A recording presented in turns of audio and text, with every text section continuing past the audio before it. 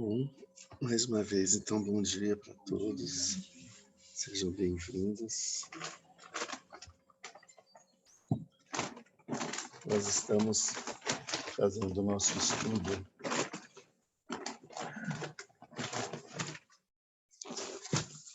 dentro do nosso estudo da página Paramita. Nós estamos fazendo agora o estudo do Sutra do Coração, que é a página Paramita Hridaya, especialmente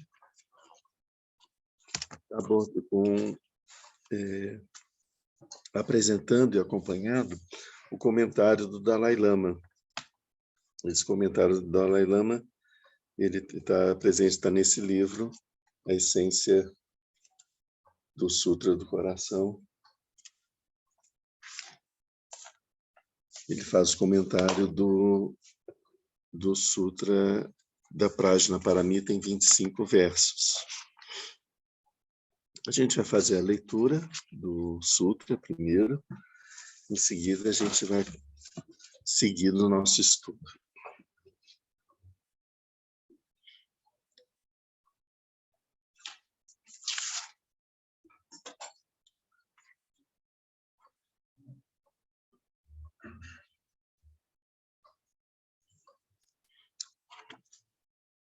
A essência do vitorioso conhecimento transcendente, a vitoriosa Prajna Paramita. Assim ouvi. Certa vez o Bhagavad estava em Rajagriha, na colina dos Abutres, na companhia da grande comunidade de monges e da grande comunidade de bodhisattvas. Entrou no samadhi denominado percepção profunda, que observa atentamente todos os fenômenos. No mesmo momento, o sublime bodhisattva Avalokiteshvara, estando em absorção no conhecimento transcendente, viu que a natureza dos 5 agregados era vazia. Depois, pelo poder do Buda, o venerável Shariputra perguntou ao bodhisattva Avalokiteshvara: como devem treinar-se os homens e as mulheres afortunados que desejem realizar o profundo conhecimento transcendente? Assim ele falou. Então o bodhisattva Mahasattva Avalokiteshvara respondeu ao venerável Shariputra: Shariputra, aquele ou aquela que deseja entregar-se à prática do profundo conhecimento transcendente devem ver assim. Ele deve ver que a natureza dos 5 agregados é vazia e totalmente pura. A forma é o vazio é a forma. A forma não é nada além que o vazio não é nada além que a forma. Da mesma maneira que as sensações, as percepções, as formações mentais e as consciências são vazias. Assim, Shariputra, todos os fenômenos são vacuidade. Eles não têm nem características, nem origem, nem fim. Eles não são nem impuros, nem livres de toda impureza, nem aumentam, nem diminuem. Eis então porque no seio da vacuidade não há forma, sensação, percepção, formação mental, nem consciência. Não há nem olho, nem ouvido, nem nariz, nem língua, nem corpo, nem mente. Não há nem forma, nem som, nem odor, nem sabor, nem contato, nem fenômeno mental. Não há qualidades inerentes à visão, à audição, ao olfato, ao paladar, ao tato e à consciência mental. Não há nem ignorância, nem envelhecimento, nem morte, nem sua respectiva cessação. Da mesma maneira, não há nem sofrimento, nem origem do sofrimento, nem extinção do sofrimento e nem caminho. Não há nem sabedoria, nem realização, nem não realização. Assim, Shariputra, uma vez que para os bodhisattvas não tem nenhum dano, eles apoiam-se sobre o conhecimento transcendente e ali permanecem. Sua mente é desprovida de todo véu, são destemidos, transcenderam toda visão errônea e passaram definitivamente para além do sofrimento. Apoiando-se sobre o conhecimento transcendente, todos os Budas do passado, do presente e do futuro atingem a budeidade absoluta, o perfeito e insuperável despertar. É por isso que o mantra do conhecimento transcendente, o mantra da clarividência, o mantra insuperável, o mantra inegável, o mantra que alivia totalmente todo sofrimento, não mente. Saiba que ele é verdadeiro. Eis aqui o mantra da perfeição transcendente. Gate Gate Paragate Parasangate Bodhisoha. Shariputra, é assim que um grande Bodhisattva deve treinar-se no profundo conhecimento transcendente. Depois o Bhagavat saiu de seu samadhi e felicitou o Bodhisattva Mahasattva Avalokiteshvara. Excelente, excelente, nobre filho. É isso, é isso. Depois que o Bhagavat assim disse, o venerável Shariputra, o Bodhisattva Avalokiteshvara, todos aqueles que o cercavam, e o mundo com os deuses, os humanos, os semideuses e os Gandharvas se regozijaram e louvaram sinceramente suas palavras. Aqui termina a sublime essência do conhecimento transcendente. Então, esse texto ele tem realmente ele é sintético, né? Ele tem a essência do ensinamento. A gente vê que a Mahaprajnaparamita Sutra tem 100.000 versos. E esse aqui tem 25 versos. São 25 versos que sintetizam, que pegam a essência desse ensinamento e trazem para a gente, né? E nós começamos a ver no nosso último encontro o quanto que a resposta o quanto que o ensinamento que Avalokiteshvara traz, a resposta dele para a pergunta de Shariputra, é um ensinamento bastante prático, que a pergunta de Shariputra, a gente viu, é uma pergunta prática. Como que os homens e as mulheres afortunados devem realizar a Prajnaparamita?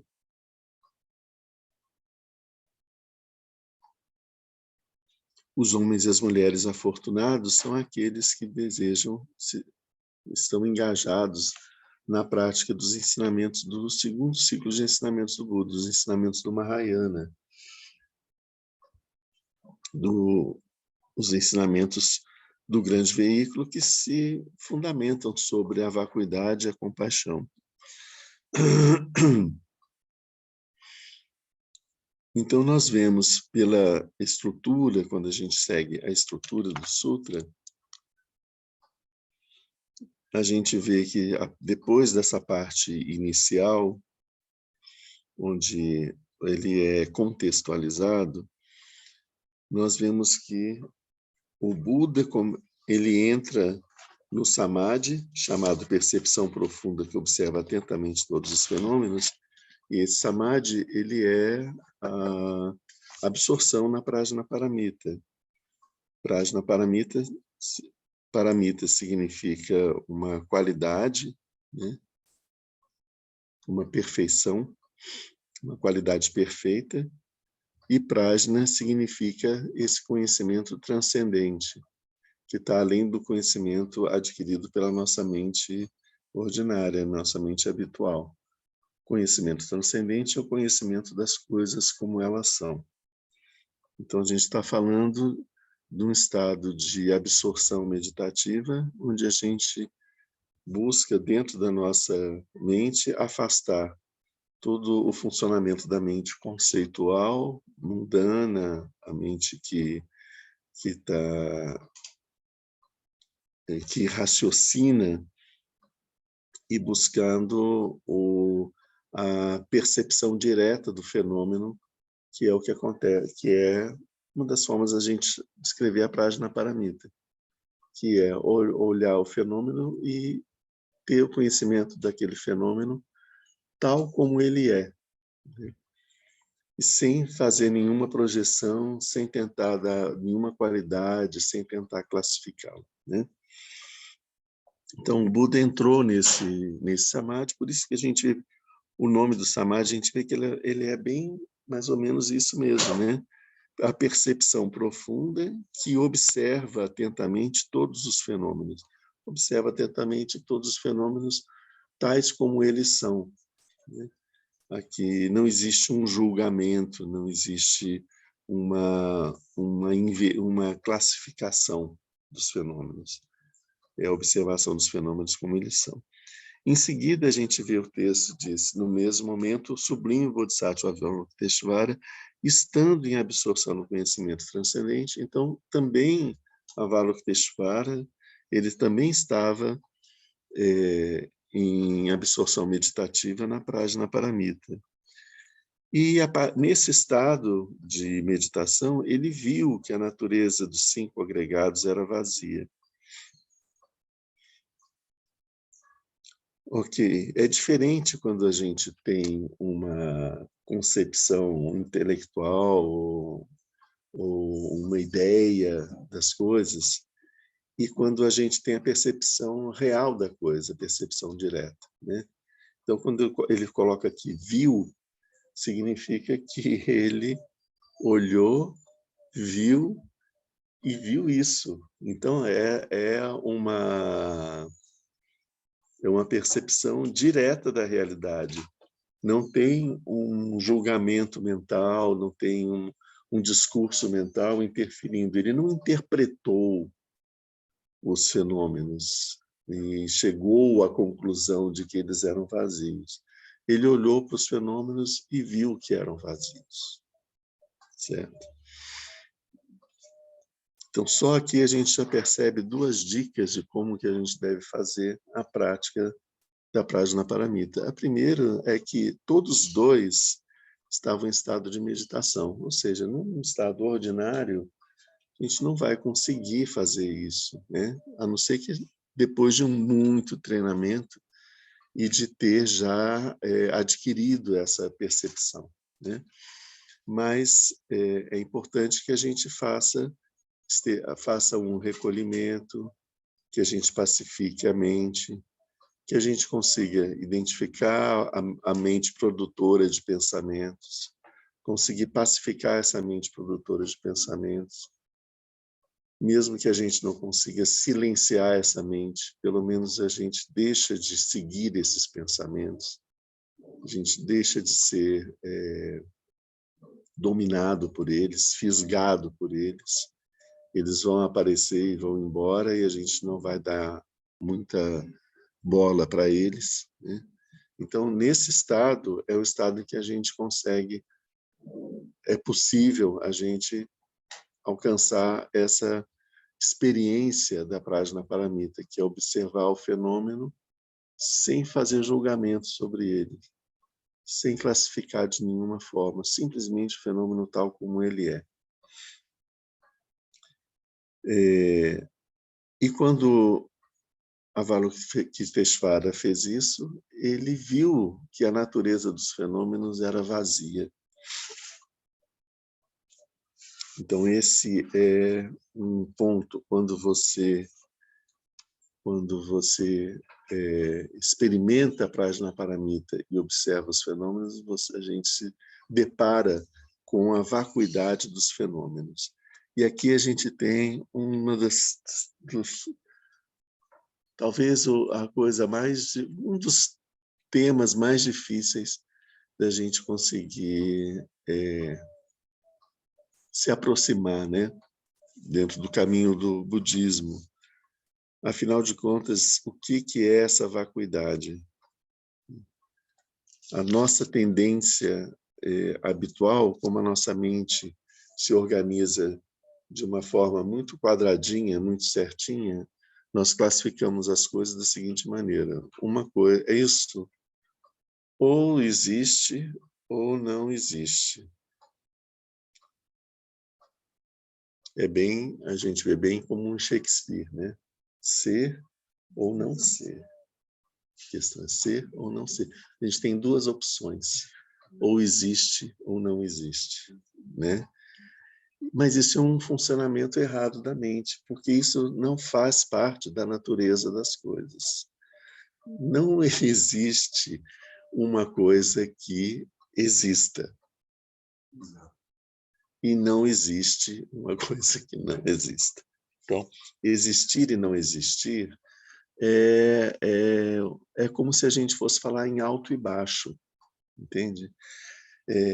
Essa mesa aqui, esse lugar, é muito alto em relação ao chão, principalmente do ponto de vista de uma formiga. Mas se entra uma girafa aqui dentro do prédio, ele vai ver que isso daqui é muito baixo, né? E ela quase que não percebe a diferença entre isso e o chão. Então, alto e baixo, existir e não existir, são conceitos muito relativos que a nossa mente utiliza para poder se lidar com os fenômenos, né? Só que essa forma habitual da mente acaba cristalizando. Então, eu vou achar essa mesa, vou considerar ela baixa, baixa, baixa, baixa, e de repente alguém vai chegar e vai dizer que a mesa é alta, você vai dizer, de jeito nenhum, nunca que essa mesa é alta, isso não faz o menor sentido. Sim, porque tudo depende da referência que você está utilizando. Então, todas essas características, estão em referência a quem está fazendo ao sujeito que está dizendo, né? Então, são referenciadas para o eu. Então, do ponto de vista do eu, as coisas são altas, são baixas, são grandes, são pequenas, são feias, são bonitas, existem ou não existem. Tudo isso, o ponto de referência é em relação com o eu. Se a gente muda esse ponto de referência para um outro ponto de referência, todas essas características elas podem mudar. E normalmente elas mudam, né? As noções de próximo, distante, etc. Então, isso a gente já teve a oportunidade de ver, como que dentro do entendimento da vacuidade, a gente tem uma primeira aproximação da vacuidade, que é essa percepção desse funcionamento dualista da nossa mente. Bom, a mente tem a tendência de estabelecer de definir os fenômenos como existem aqueles fenômenos que existem e pronto, eles existem para sempre, né? Tipo o quê? Tipo eu, Deus, né? A eternidade dos fenômenos, o mundo, o universo, são eternos, têm uma existência eterna. E de um outro polo existem as coisas que não existem. Não existem. Por exemplo, não existem nunca, é uma fantasia, uma ilusão, um fantasma, uma miragem, não tem absolutamente nenhuma existência, ou tem uma existência transitória, e depois que termina essa existência transitória, eles deixam de existir completamente, né? Então, essa percepção de que as coisas não têm existência é uma corrente de pensamento chamada niilismo, que já existia na época do Buda. Esse niilismo diz que, na verdade, nada disso existe. Tudo é uma grande ilusão, nada existe, o eu não existe, o karma não existe, o mundo não existe. Tudo isso é uma ilusão, nada tem existência. Então, o ensinamento do Buda, que também é chamado de caminho do meio, ele diz que nenhum nem outro, todos os dois estão errados. Não se trata nem de um eternalismo das coisas existirem para sempre, e não se trata do niilismo das coisas não existirem de forma alguma. Todas essas duas visões são erradas.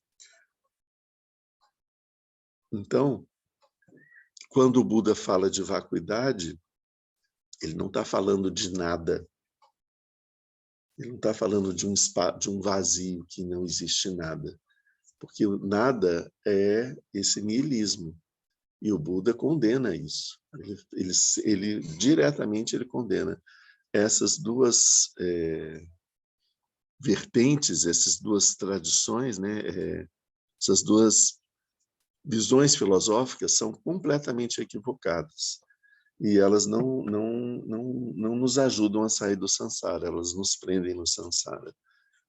A realidade tem uma outra natureza, que é transcendente, que foge desse dualismo, Então, toda vez que a gente tem dois polos, que a gente vê, se a gente está enxergando as coisas em dois polos, até como sofrimento e felicidade são dois polos, significa que tanto o sofrimento quanto a felicidade são interpretações equivocadas que a nossa mente está fazendo dos fenômenos. Então, a verdadeira felicidade, por assim dizer, ela é transcendente. Ela não tem a ver com a felicidade mundana que a gente, a felicidade habitual, que é a felicidade concebida pela nossa mente habitual, que é uma mente contaminada, né? Então, a gente viu também aqui no nosso estudo que, nesse ponto, quando Shariputra faz a pergunta para Avalokiteshvara como devem treinar-se os homens e as mulheres afortunados, aí começa o ensinamento de Avalokiteshvara. E a gente, às vezes, acha que ele falou uma coisa só que nessa coisa só, ele falou de diversos níveis. E é isso que a gente estava estudando. O primeiro discurso do Avalokiteshvara, ele diz o seguinte: Shariputra, aquele ou aquela que deseja entregar-se à prática do profundo conhecimento transcendente, devem ver assim. Ele deve ver que a natureza dos cinco agregados é vazia e totalmente pura. Ponto. Né?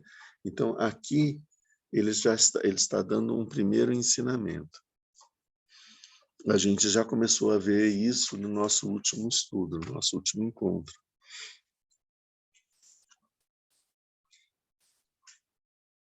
Isso se refere ao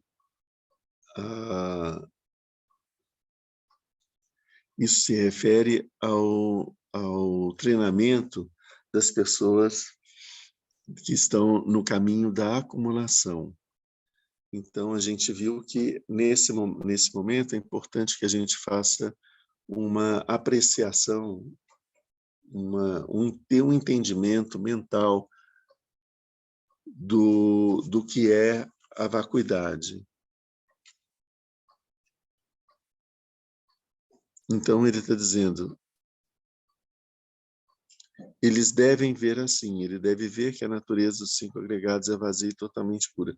Então, é importante que a gente consiga olhar para o fenômeno e ver que a natureza desse fenômeno é vazia e totalmente pura. Então, é como a gente vê aqui, deve perceber perfeitamente que até os cinco agregados são vazios. Vazios de quê? Vazios de existência intrínseca. Esse é um ponto fundamental para a gente compreender a vacuidade, tá? Da qual a gente está falando aqui. E de que maneira que os fenômenos são vazios de natureza intrínseca. A gente está vendo que quando ele fala que os fenômenos são vazios, ele não está dizendo que eles são nada, que eles não têm existência. Ele está dizendo que eles são vazios de alguma coisa, vazios de existência intrínseca. Existência intrínseca é essa existência que a gente atribui para os fenômenos, como se eles tivessem uma existência por si só, como se eles fossem os responsáveis, únicos responsáveis pela sua existência. Então, quando isso se aplica ao eu, por exemplo, significa que existe um eu, uma alma, que veio morar num corpo e que está aqui nesse corpo e é responsável por essa existência. Quando a gente vê uma árvore, ela é responsável por si mesma, né? Mas a gente percebe que as coisas não são assim. As coisas a existência das coisas é dependente, né? A minha existência, ela é dependente. A minha existência depende do encontro dos meus pais, depende de todo o cuidado que eles tiveram comigo durante a minha infância, quando eu estava desprotegido, depende de todas as pessoas que me ajudaram de alguma forma. Por exemplo, o fato de eu estar aqui, né? Teve alguém que fabricou o tecido da roupa que eu estou usando, alguém que fez a roupa que eu estou usando, alguém que plantou a comida que eu me alimentei, alguém que impediu que eu morresse por algum motivo, por um acidente, por uma doença, alguma coisa, né? E as pessoas que fizeram a opção de não acabar comigo, não me matar, também dependo dessas pessoas, né? Ou seja, porque se alguma dessas pessoas, eu estou falando só de pessoas, se alguma dessas pessoas não tivesse feito essa ação, eu não existiria para estar aqui agora. Então, a minha existência não depende só de mim, depende de uma quantidade imensa de outros, né? Quando eu penso que ela depende da existência dos meus pais, se os meus pais não existissem, eu não existiria, a gente vê que a nossa existência ela recua no tempo e ela abrange uma quantidade imensa de seres. Não só os seres geneticamente foram responsáveis para poder chegar até mim, mas também todos aqueles que auxiliaram de várias outras formas, com alimentação, com cuidado, com educação, com tudo, né? Então, é isso que faz com que a nossa visão budista, quando a gente fala dos nossos pais, a gente pensa no nosso pai, na nossa mãe, mas também todos os pais anteriores a nós, né? Os pais dos nossos pais, os pais dos pais dos nossos pais, os pais dos pais dos pais dos pais dos pais, e a gente vê que não são só eles, né? Mas também todos aqueles que estavam. Então, a nossa existência aqui agora, ela é resultado de milhões e milhões de seres antes de nós, milhões e milhões de anos antes de nós, bilhões de anos antes de nós, que a ação desses seres que criaram a base, o sustento para que a minha existência acontecesse. Então, a minha existência é dependente. Eu não poderia ser, não poderia em nenhum momento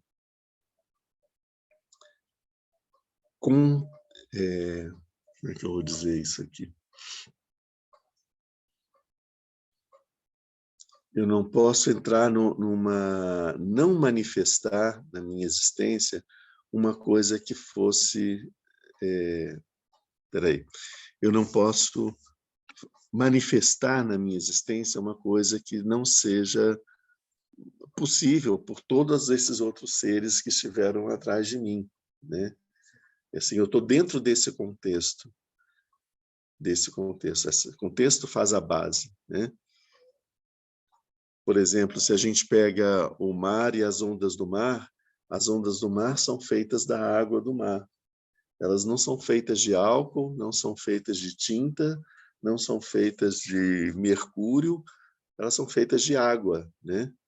Então, a água da qual eu sou feito é tudo isso que veio de todas essas bilhões e bilhões de seres antes de mim que prepararam esse contexto onde eu estou aqui agora, que permite a minha existência. Então, é isso que eu quis dizer, né? A minha existência, a matéria dela, a energia dela, ela é resultado de todo esse conjunto de seres que vieram antes de mim. Ok. Então, isso a gente vê que as coisas, os fenômenos, eles são dependentes. Eles são dependentes de... Porque, além disso, eu estava falando, como eu disse, estou falando só de pessoas, tem também o tempo. Como não aconteceu nenhum terremoto ontem, eu estou aqui, sabe? Mas se tivesse tido um acidente, um terremoto, um furacão ou um vulcão explodindo alguma coisa, isso poderia ter sido interrompido, né? Então, além de tudo, é necessário que hajam condições. Nós não estamos passando por uma seca, por uma fome, não estamos passando por guerra aqui, né, onde a gente está. Nós temos o benefício de que nenhuma das situações aversivas, perigosas e letais, né, estejam acontecendo no nosso ambiente. Então, isso permite que a nossa existência. Então, nós não é uma vontade individual minha, tipo, vou existir, e aí tudo acontece. Não, não basta eu querer existir, eu tenho que reunir todas essas condições. Então, tem a causa da minha existência, que são o meu conjunto de formações kármicas das outras existências que eu vivi. Então, essas causas kármicas, elas precisam de ter um contexto, que são as condições onde elas possam se manifestar.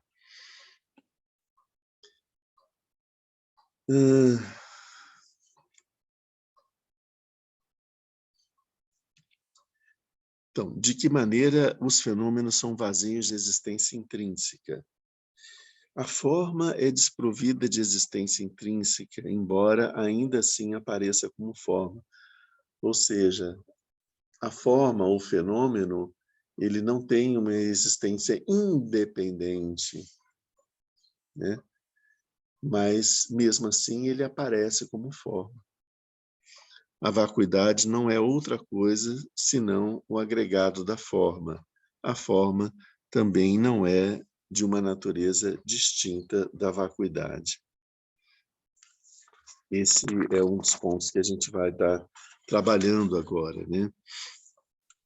A gente viu, agora vamos dar voltar atrás um pouquinho.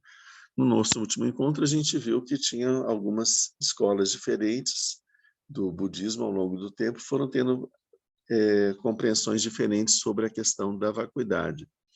Que algumas escolas, quando você não consegue compreender o ensinamento do Buda, você coloca esse ensinamento, ele é provisório, ou seja, ele ainda não é totalmente compreendido, ou se um ensinamento totalmente compreendido é chamado definitivo. Isso que está completamente compreendido, é assim mesmo. Um ensinamento provisório é aquele que ele não está batendo muito bem, eu não consegui entender ele muito bem, como que o que quer dizer aquilo ali, então eu não vou colocar uma confiança muito grande nesse ensinamento, eu vou considerar que eu preciso compreendê-lo melhor no futuro, e ainda não me explicaram ele muito bem. Talvez ele esteja incompleto, deve estar faltando alguma coisa, né? E os ensinamentos sobre a vacuidade tinham uma conotação assim. Mas para a escola do Caminho do Meio, que é a escola inaugurada pelo Nagarjuna, a escola Madhyamaka, essa escola ela compreende que os sutras da Prajnaparamita são definitivos e são literais. Então, não existe essa possibilidade de a gente dizer, acho que o Buda não quis dizer muito bem isso. Não, o Buda disse isso e é assim mesmo, né? Então, quando ele fala que todas as coisas são desprovidas de existência intrínseca, significa que todas as coisas, todos os fenômenos são desprovidos de qualquer existência intrínseca, tanto os sujeitos como os objetos, né?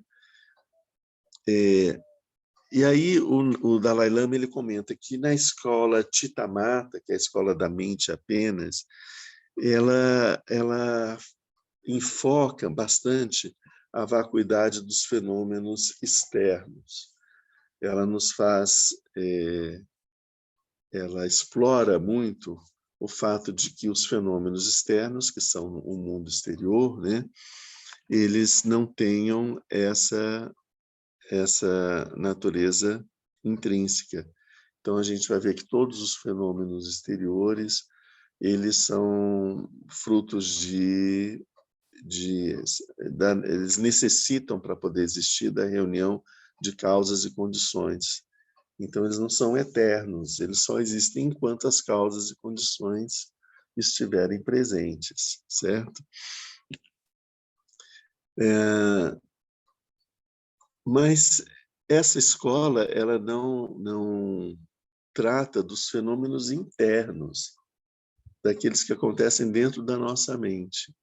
Então, a tendência, quando a gente segue essa forma de ver os ensinamentos, é que a gente consegue ter uma tranquilidade, um desapego e uma relação bastante mais suave com os fenômenos externos, porque a gente não se apega a eles, porque a gente sabe que a existência deles é transitória, né? A gente sabe que ela é dependente de vários fatores, a gente percebe esses fatores existindo. Então, isso faz com que a gente tenha um certo relaxamento na nossa relação com os fenômenos externos. Mas, como ela não aborda os fenômenos internos, a gente acaba se apegando às emoções de felicidade, e rejeitando as emoções de tristeza, de medo, de aversão. Então, a gente não é tão afetado pelos fenômenos externos, mas a gente fica muito afetado ainda pelas nossas aflições internas, as nossas emoções. A escola do caminho do meio, como ela trabalha também, ela também volta o enfoque dela para os fenômenos internos, ela também vai falar para a gente que as nossas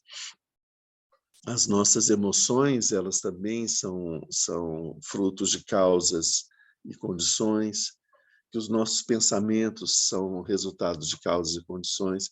Se a gente não reunir as causas e condições na mente, o pensamento não aparece, né? Para que esse pensamento apareça na nossa consciência, tem que ter a semente do pensamento, mas tem que ter as condições para que ele floresça, né? E, da mesma forma, as nossas emoções e as nossas memórias, né? Em todos os fenômenos mentais, eles necessitam de causas e condições mentais para poderem aparecer. Então, eles também não têm uma existência própria. E um dos fenômenos mentais é a nossa percepção do eu. Esse eu que a gente identifica dentro da nossa mente, ele também não tem uma existência intrínseca em si. Ele é fruto de causas e condições.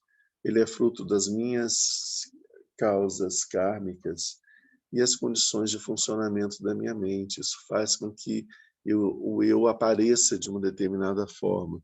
Quando mudarem essas condições, o eu ele aparece de uma forma um pouco diferente. E se muda mais um pouco as condições, ele aparece de uma forma ainda mais diferente.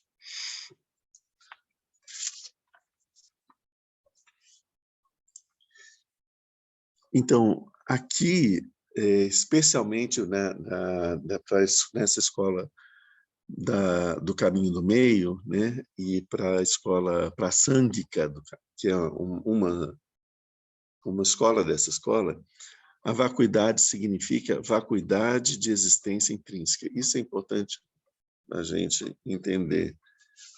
Não é não existir, não é vazio, é vacuidade dessa existência independente. Isso não quer dizer que nada existe. Nada existe é niilismo. O Buda nunca ensinou niilismo, certo? As coisas existem, sim, só que as coisas não existem do jeito como a gente acha que elas existam. A gente é que não consegue enxergar a natureza verdadeira das coisas. Esse é o ponto. Então, não adianta se apegar à nossa visão das coisas, é se apegar a uma miragem, a uma ilusão, porque isso que a gente acredita que exista, não existe dessa forma, existe de uma outra forma. Então, eu preciso entender de que forma as coisas existem.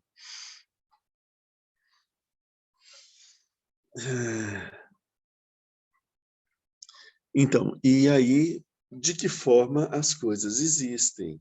Então, segundo a escola do caminho do meio, todos os fenômenos, eles existem a partir da originação interdependente. a gente tem os 12 elos da originação interdependente, que, partindo da ignorância fundamental, surgem as formações kármicas. Das formações kármicas vem as consciências, depois vem os sentidos, e etc. A gente tem esse ciclo da originação interdependente bem focado na questão da minha existência, da existência desse corpo. No último elo da originação interdependente, você tem o penúltimo, você tem o nascimento, depois você tem a experiência da doença, velhice e morte, né? Então, a isso que a gente percebe, a forma que a gente percebe, a existência que a gente percebe, antes dela aparecer, houve mais 11 elos, foram situações que foram surgindo e que foram se agregando e evoluindo até que as coisas aparecessem como elas são agora. Então, a gente tem essa cadeia dessa originação dependente e, principalmente, a gente tem o resumo disso é que é a interação entre as causas e as condições. Não basta ter as causas se a gente não tem as condições. Se eu pegar a semente de uma mangueira e colocar ela na panela e fritar ela e até ela ficar bem torradinha, não adianta eu colocá-la no chão, ela não vai brotar. Por quê? Porque ela não tem as condições adequadas para virar uma árvore. Essas condições, apareceu uma condição aversiva que impediu que isso acontecesse, né? É isso, as ideias que surgem na nossa mente, se a gente tem um ambiente mental propício para que elas se desenvolvem e se manifestam como pensamentos, como emoções, como sentimentos, etc. Mas se essas condições mentais não estão presentes, essas ideias elas ficam tolhidas e acabam desaparecendo, né? Como um grão, uma semente tostada.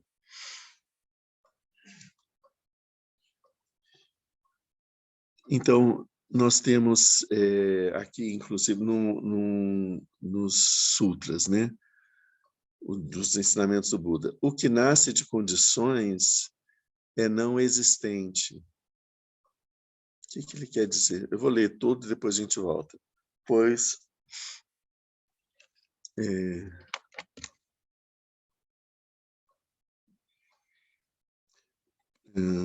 é desprovido de originação intrínseca.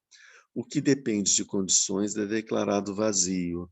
Aquele que conhece a vacuidade permanece tranquilo. O que nasce de condições é não existente. O que ele quer dizer com isso?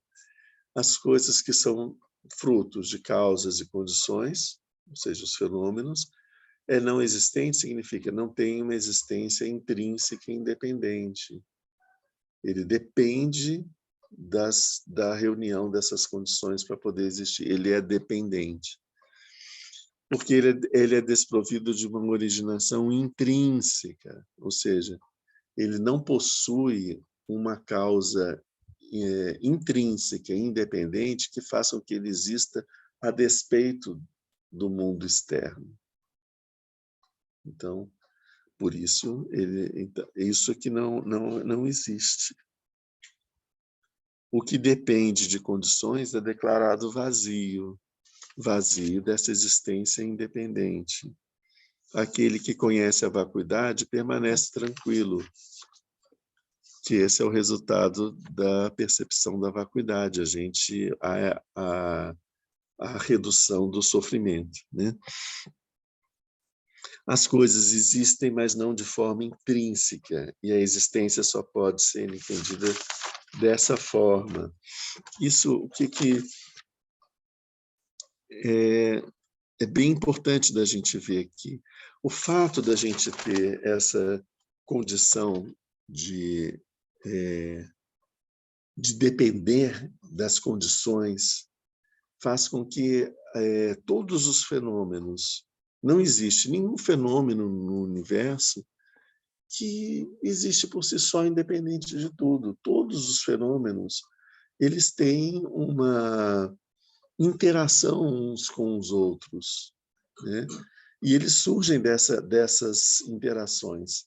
Então, existe uma rede de relações extremamente complexa que abrange todos os seres, né? As folhas dessa mangueira, por exemplo, então, que eu estou vendo aqui pela porta, elas têm uma relação comigo de existência. Elas só existem ali porque eu não fui ali arrancá-las e eu fiz uma decisão de não fazer isso. E eu não vou fazer isso, então é por isso elas ali existem. Porque se eu não tivesse feito tomado essa decisão, eu teria ido lá, arrancado as folhas, elas não existiriam mais. Então, a existência das coisas não depende só das coisas que as pessoas fazem por nós. Depende também das coisas que as pessoas não fazem por nós. Certo? Então, para ver como a coisa é extremamente complexa, essas relações, né? E isso faz com que a gente até desenvolva um profundo sentimento de gratidão por todos os seres, por aqueles que nos ajudam a existir e para aqueles que não nos atrapalham de existir, né?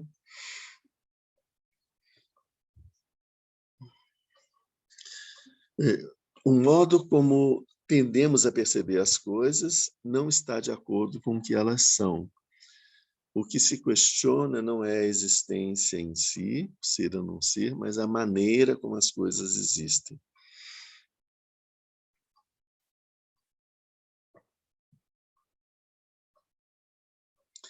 Tá, então, de imediato, como a gente tem essa crença na eternidade, na densidade das coisas, esse ensinamento da vacuidade, primeiro ele vem, quando ele fala a forma, é o vazio, primeiro ele vem para poder quebrar esse nosso apego e a nossa visão errônea dessa densidade das coisas.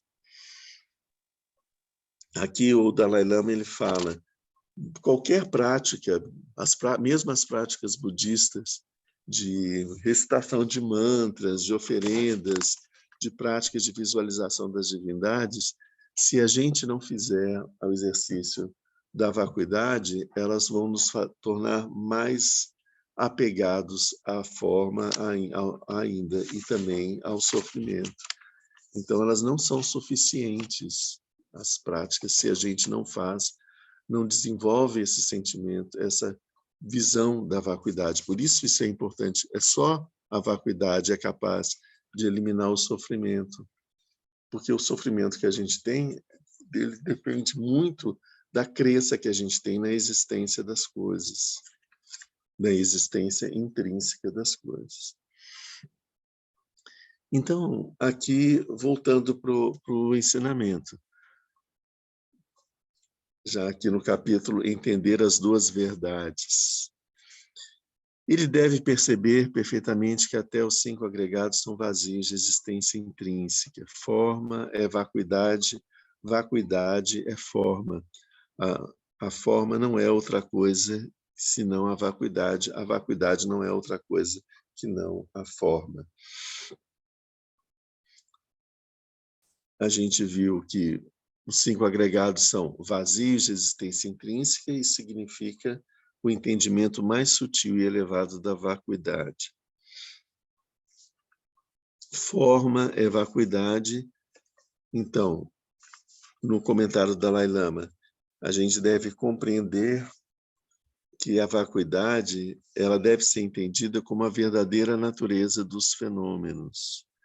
Mas isso não quer dizer que os fenômenos são feitos de uma água que é a vacuidade. como eu falei no início, a questão da água. Ela não é uma substância da qual os fenômenos são feitos. Isso é uma ideia absurda, né? O Buda ele critica e destrói diretamente essa ideia. A vacuidade, como a verdadeira natureza dos fenômenos, ela deve ser entendida como uma qualidade aplicada aos fenômenos, e aos fenômenos um por um. Por exemplo, se eu pego aqui esse sino, né, eu vou entender que esse sino não tem uma existência por si só, que ele foi feito, parará, parará, parará. Então, isso é a aplicação do conceito da vacuidade. Essa é a vacuidade do sino, né? Essa é a vacuidade deste livro, né? Eu tenho que olhar para esse livro e perceber que ele é fruto de reunião de causas e condições. Não bastou só o ensinamento do Dalai Lama para ser registrado aqui.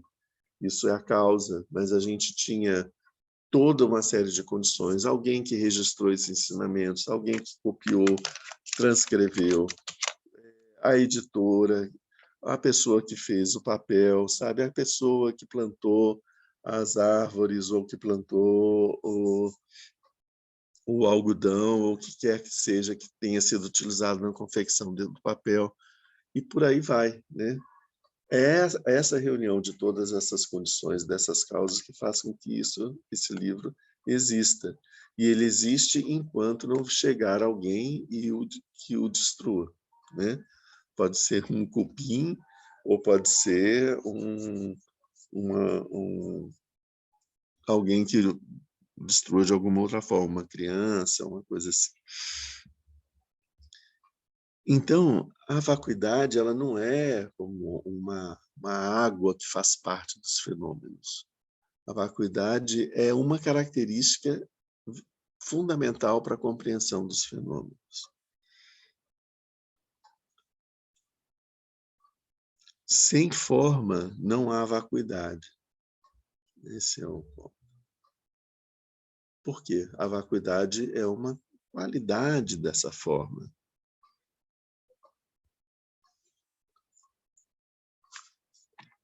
A vacuidade da forma não é outra coisa que a natureza última da forma. A natureza última da forma é a vacuidade da forma. O que ele quer dizer com isso? Enxergar esse livro tal qual ele é, significa enxergar que esse livro não tem uma existência intrínseca, independente, é fruto de causas e condições. Ele é um fenômeno que aparece aqui dessa forma, nesse momento, mas que com o tempo ele vai se modificar e ele vai chegar um momento que ele vai deixar de existir. Toda essa compreensão sobre o fenômeno é enxergar esse fenômeno tal qual ele é, né? Da mesma forma, nós vamos ver com as pessoas. As pessoas existem mas elas existem enquanto um processo, né? Elas não são elas estão em constante mudança. Todos os fenômenos estão em constante mudança, dependendo das formas e das causas e condições. Então, a vacuidade não é outra coisa senão a natureza última da forma. A vacuidade não é independente da forma, mas ela é uma característica da forma. Ela é o modo de ser da forma. Isso significa quando a gente vê a forma é vacuidade. E a gente percebe. Aqui é uma visão, certo? A gente percebe. A forma, ela é vacuidade. É isso. A forma carece de existência intrínseca independente, por isso a natureza é a vacuidade. Forma e a sua vacuidade são uma coisa só, não são duas coisas diferentes. É que a vacuidade é a cor da forma, né? A forma é o resultado da agregação de causas e condições. Isso só existe por causa da vacuidade. É a vacuidade que permite que a forma exista. Porque, como as coisas não têm uma existência por si sós, se as coisas tivessem, todas as coisas existissem por si sós, a gente viveria num mundo cristalizado,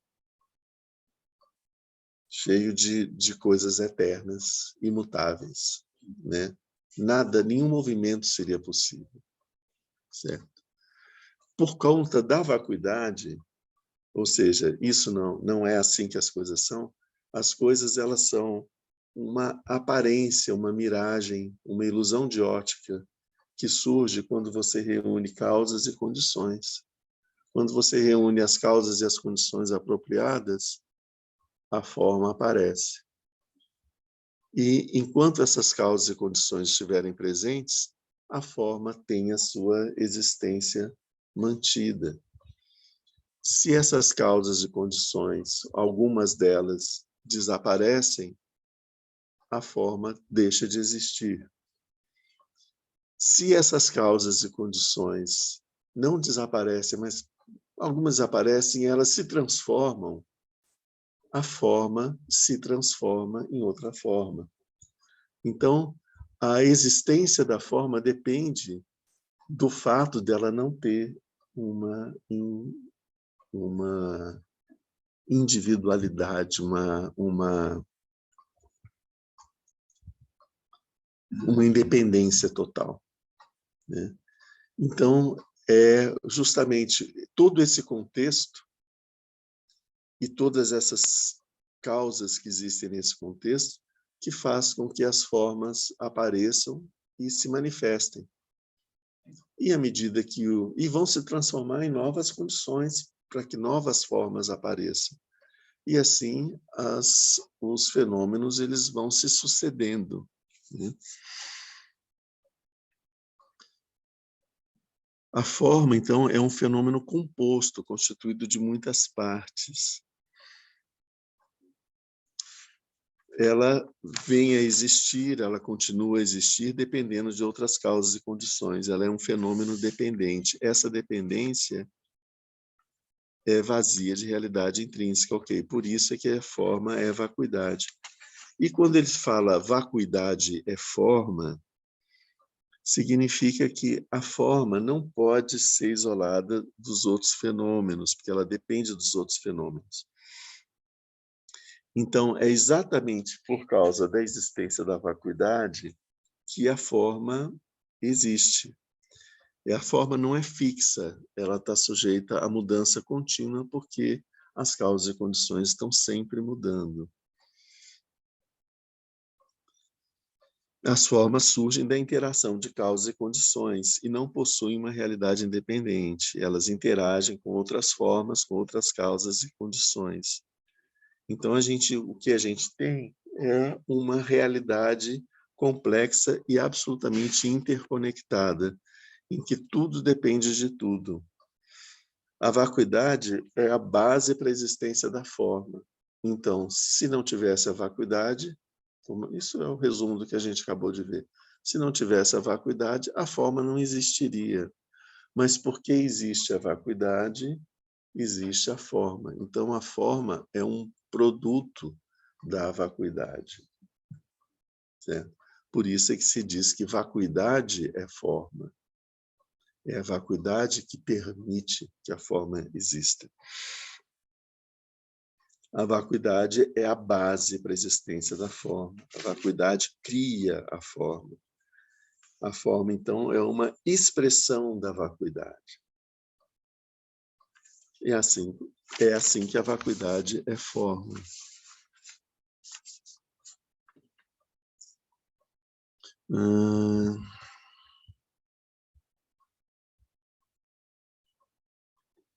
E aqui, como ele diz, a forma é forma, não se nega a realidade da forma, apenas se nega a independência dessa forma, a realidade independente.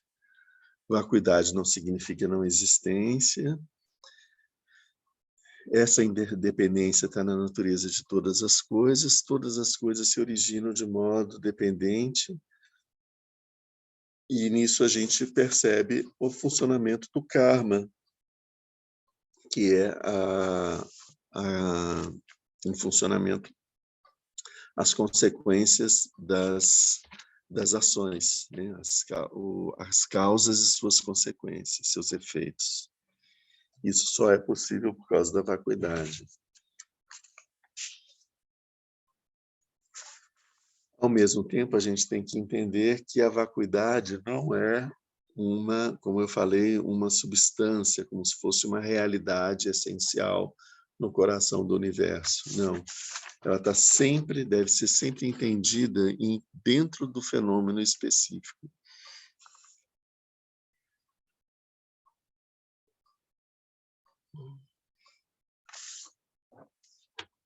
Então, isso a gente conseguiu, com isso a gente esgotou essa parte do que ele fala. Ele viu que a natureza dos 5 agregados totalmente pura, a forma é o vazio é a forma não é nada além que o vazio não é nada além que a forma. Tá? Mas ele continua. Então, esses ensinamentos do Avalokiteshvara se referem à nossa fase de treinamento de Bodhisattva, que é a fase de acumulação, onde a gente exercita a mente para poder compreender as coisas. Nós ainda não vimos a vacuidade. A gente está entendendo mais ou menos para que lado a gente vai olhar e o que é que a gente vai, o que a gente está buscando, certo? A partir da fase existe essa fase, a fase de acumulação, que a gente está falando, né? Acumulação de mérito e de sabedoria. A acumulação de sabedoria é a gente começar a tentar perceber os fenômenos, a vacuidade que existe nos fenômenos, né? Isso nos leva até a fase de junção, onde todo esse treinamento ele é intensificado, até que em determinado momento, na nossa prática meditativa, a vacuidade ela aparece diretamente. Então, quando isso acontece, nós entramos no terceiro caminho do Bodhisattva, que é o caminho da visão. Nós temos, então, a primeira visão da vacuidade. Aí é uma experiência direta, é uma percepção que você tem, que não foi ninguém que te ensinou, você viu. É isso que fala Avalokiteshvara aqui. Ele viu que a natureza dos fenômenos é vazia. Ele não pensou, ele não raciocinou, ele não deduziu, no momento que ele viu. Então, essa fase, o que a gente deve buscar é chegar a essa visão direta, de perceber que a natureza, então, dos fenômenos é vazia. Para isso, a gente utiliza todos esses recursos conceituais, né? Da mesma maneira que as sensações, as percepções, as formações mentais e as consciências são vazias. Vamos completar com isso aqui. O que ele está dizendo? Os 5 agregados, né, que compõem o eu são a forma, né, as sensações, além desse corpo que corresponde à minha forma, existem as sensações. As sensações são aquilo que chega através dos sentidos, os órgãos dos sentidos. Tem as percepções visuais e auditivas, táteis, etc. Sensação. A percepção, o que a gente está chamando de percepção aqui, é um fenômeno mental que atribui qualidades de agradável, desagradável, desejável, indesejável para as experiências que a gente está tendo. As formações kármicas estão relacionadas com os nossos pensamentos que nós atribuímos a essas percepções, e as consciências, que é o último elemento, que é a compreensão que a gente tem daquela realidade surgida a partir das impressões que a gente recebeu. A gente tem uma consciência sobre a realidade. Eu estou dentro do templo do KPG. né? Então, essa conclusão que a gente faz é isso que a gente chama de a consciência, as consciências, né? Dos fenômenos. A partir do fenômeno de estar vendo o ambiente, de estar percebendo como que eu me sinto nele, de ver todos os sentidos que eu vejo. Tem tancas, tem um altar, tem flores, o chão vermelho, pessoas sentadas e tal. Ah, eu estou no centro budista, né? Então, a partir de todo esse processo mental, a gente chega a essa consciência, tá? A gente viu que a forma é vazia, né? Vazia de existência independente. E as nossas sensações têm existência independente? É claro que não. As nossas sensações dependem de causas e condições. Se nós não tivermos bons órgãos sensoriais, se a gente não tiver uma série de a reunião de uma série de condições, por exemplo, se eu estou num lugar que está absolutamente escuro, eu não vou conseguir enxergar nada, por melhor que sejam os meus olhos, né?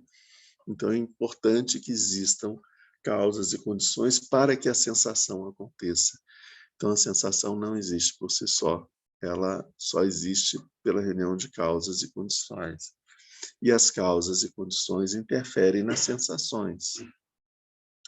Dependendo do... Por exemplo, se eu tenho... Se me aplicam uma determinada anestesia, eu não vou ter nenhuma impressão sensorial na minha mão, né? Ela vai estar totalmente anestesiada, né? Mas como essa anestesia estiver passando, eu vou começar a sentir alguma coisa, eu vou sentir um pouco de dor, vou sentir um formigamento, vou sentir algum desconforto, né? Essa dor, esse formigamento, esse desconforto,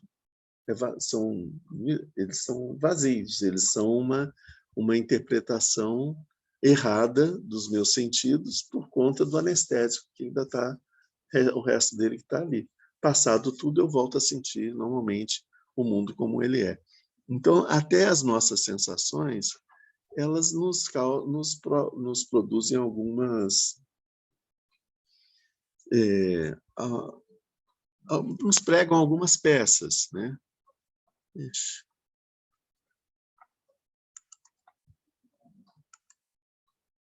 Volto.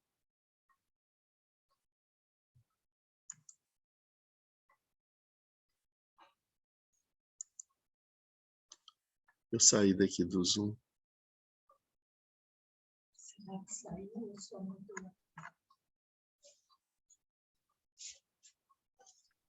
Isso é normal, né? Ah, não, está normal. Pronto. Ok.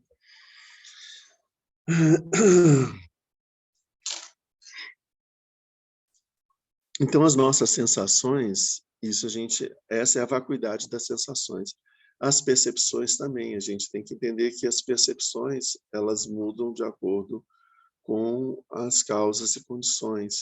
Algumas coisas que são percebidas como agradáveis passam a ser percebidas como desagradáveis ao longo do tempo. Da mesma forma, as formações mentais dependem de causas e condições. Se eu estou tendo uma emoção de muita tristeza, todos os meus pensamentos vão estar afinados com essa emoção de tristeza. Se, de repente, essa emoção passa e aparece uma emoção de mais suavidade, de mais alegria, esses pensamentos de tristeza não vão ter lugar. Então, vão surgir pensamentos mais alegres, mais felizes. Então, também os pensamentos, as formações e as formações, todas as formações mentais, eles também não têm uma existência em si. Eles são frutos de causas e condições. Se eu estou tendo um determinado pensamento, eu tenho que entender, esse pensamento está aparecendo na minha mente, porque existe na minha mente causas para ele e existem condições. Se eu tenho um pensamento que vai me induzir a fazer alguma ação negativa, eu tenho que entender que esse pensamento está presente na minha mente, não foi um ET que colocou ele ali, né? Porque eu tenho uma semente kármica relacionada a esse pensamento. Agora, ele está aparecendo nesse momento porque eu tenho as condições mentais para que ele apareça. Então, se eu modificar as condições mentais, já que eu não posso eliminar a causa, se eu mudar as condições mentais, esse pensamento ele vai ficar calado e não vai me perturbar mais.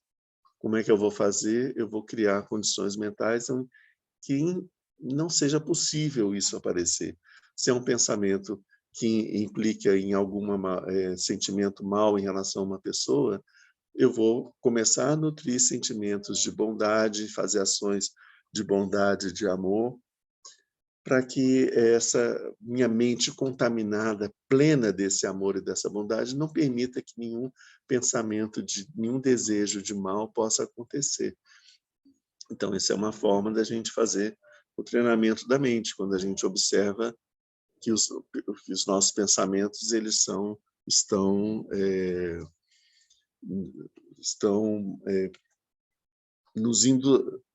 surgindo na nossa mente e que poderiam nos induzir a fazer ações, né, nocivas, né? E também as consciências. Então, no final das contas, a gente chega à última conclusão de que também as consciências que nós temos sobre os fenômenos, elas também são vazias de existência intrínseca e elas são dependentes de causas e de condições. É preciso que, com as causas e as condições apropriadas, a consciência sobre os fenômenos ela acontece daquela forma. Então, como a nossa mente funciona num modo equivocado, todas as consciências que nós realizamos na nossa mente são consciências equivocadas, são percepções equivocadas sobre os fenômenos. Entende? Se a gente afasta o funcionamento da nossa mente habitual, silencia a mente habitual e começamos a nos deparar com os fenômenos, buscando entender os fenômenos tais quais eles são, nós começamos a adquirir consciências mais adequadas sobre esses fenômenos, né?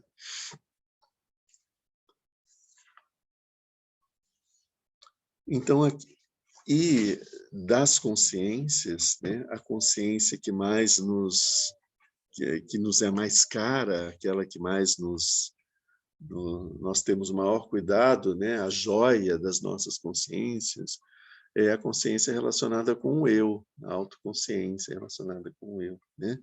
Então, a gente tem que entender que essa consciência, ela é uma consciência, ela não tem uma natureza independente, ela é fruto da reunião de causas e de condições. Por existir forma, sensação, percepção, formações kármicas, e essa consciência do eu é que eu sinto, acho que esse eu existe. Isso significa que o nosso eu não existe? Esse é o outro ponto-chave. O Buda está dizendo que o eu não existe? Não. O Buda está dizendo simplesmente que o eu não existe da forma como a gente acha que ele exista. Isso que nós achamos que é o meu eu e a eternidade, a existência dele, é uma bobagem da minha mente, não é verdade. Eu preciso de parar e enxergar qual é a verdadeira natureza desse meu eu. E aí eu começo a perceber que esse eu, ele depende de causas e de condições internas e da minha relação com o mundo. Quando essas causas e condições estão presentes de uma determinada forma, o meu eu ele aparece dessa forma. Mas se mudam essas causas e condições, o meu eu aparece de uma forma diferente, né? Nós percebemos isso de uma forma mais clara na forma como nós nos relacionamos com as pessoas. Nós nos relacionamos com o nosso chefe de um jeito, com os nossos pais de um jeito, com os nossos filhos de um outro jeito, com os nossos animais de um outro jeito, com nós mesmos de outro jeito, com nossos companheiros de um outro jeito. É como se existem várias pessoas habitando dentro de nós, né? Então, isso são os nossos vários eus. Existem vários eus, eles vão aparecer de acordo com as causas e condições que estiverem em evidência naquele momento, né?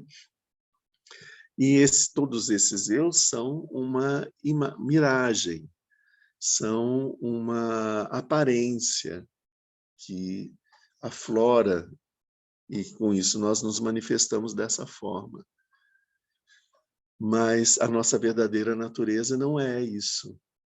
Eles são uma expressão dessa verdadeira natureza. E o que é a nossa verdadeira natureza não é esse eu que a gente acha, que tem um nome, que tem um sexo, que tem uma classe social, que usa determinada roupa, que gosta de determinada música, que fala de um determinado jeito, que vive, que tem essa profissão, etc. Tudo isso são elementos externos. A nossa verdadeira natureza, ela é anterior a todas essas coisas. Então, além da gente avaliar o mundo e perceber que o mundo não é bem, não é de forma alguma, não é bem, não é de forma alguma do jeito como a gente acha que o mundo é, também a gente entender que a nossa verdadeira natureza a gente não alcançou ela ainda. A nossa verdadeira natureza é a natureza de Buda, né? Então, não é esse eu, ele é uma aparência. Quando nós estivermos experimentando a verdadeira natureza de Buda, vai surgir um eu diferente para poder se manifestar, para poder estar fazendo as coisas no mundo.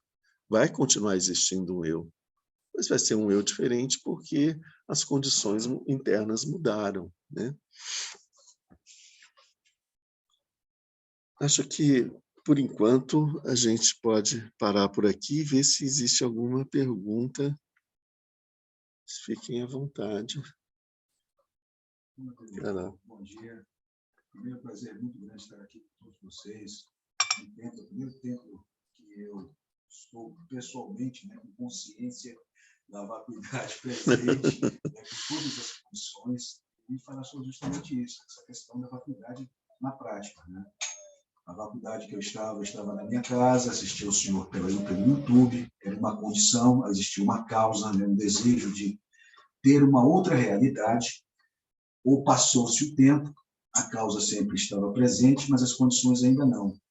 As condições e as causas estiveram presentes, estão presentes, chego até aqui, me deparo com esta realidade na vacuidade, traz para a minha percepção, para a minha consciência, e com isso me traz assim até uma grande percepção de,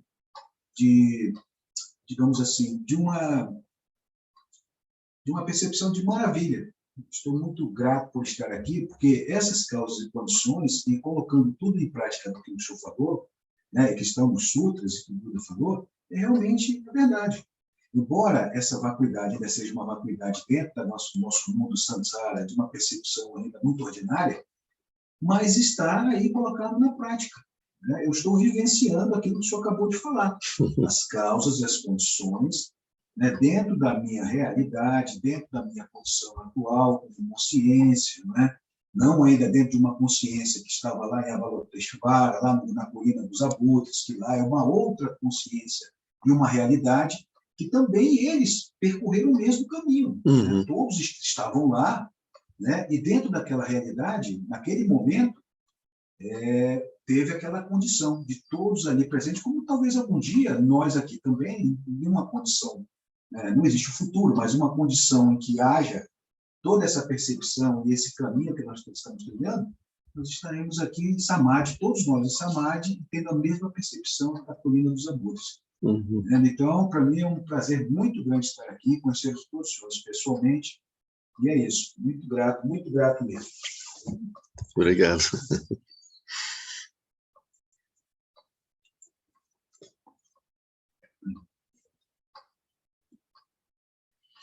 E como a gente está falando de causas e condições, tudo isso que a gente falou aqui não seria possível se vocês não estivessem presentes. Né? Nenhum de vocês. Porque é a interação de todos nós que faz com que... E também todos que estão presentes aqui virtualmente. Exatamente, né? O próprio tempo, o senhor aqui, né? As pessoas, isso aqui, houve pessoas, seres que fizeram tudo isso aqui. Isso de repente não surgiu assim. Houve uma causa, um desejo, né? Houve a primeira condição de um terreno, depois houve os construtores, veio os lamas, veio o xerrepuxê, veio todo o processo que se chegasse a esse momento presente, divino, maravilhoso, que nós estamos agora desfrutando. Maravilhoso isso. Bom, nós vamos encerrar agora, porque daqui a pouco a gente já começa a nossa prática. Vamos fazer a leitura da prece dedicatória.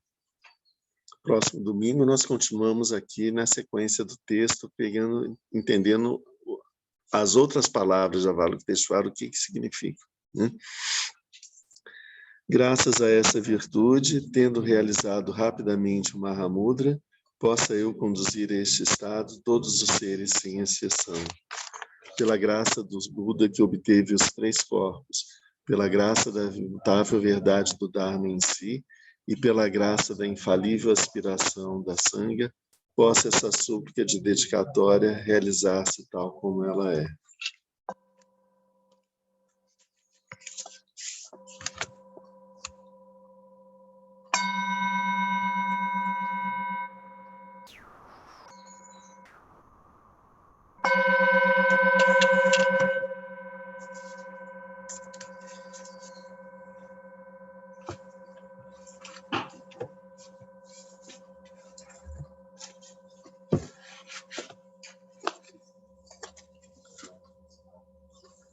Um bom carnaval.